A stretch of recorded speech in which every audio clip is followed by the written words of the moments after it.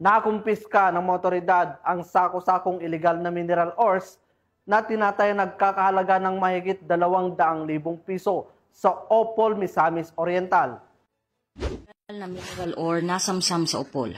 Nasamsam ng otoridad ang umaabot sa 155 na sako ng hinihinalang mineral ores na tinatayang nagkakahalaga ng mahigit 250,000 sa isang operasyon laban sa illegal mining sa Opol, Misamis Oriental. Ayon sa ulat na natanggap ng Opol Municipal Police Station mula sa Task Force Ikasan ug Kalinaw. Nitong Disyembre 5, nadiskubre ang mga sako ng mineral ores na nakastockpile sa Zone 2 Barangay Limonda, Opol, Misamis Oriental. Agad na rumisponde ang Opol Municipal Police Station na pinamunuan ni Police Major Teodoro Panganiban de Oro at natagpuan ang mga sako ng pinaghihinalaang mineral ore na abandonado at walang nagmamay-ari.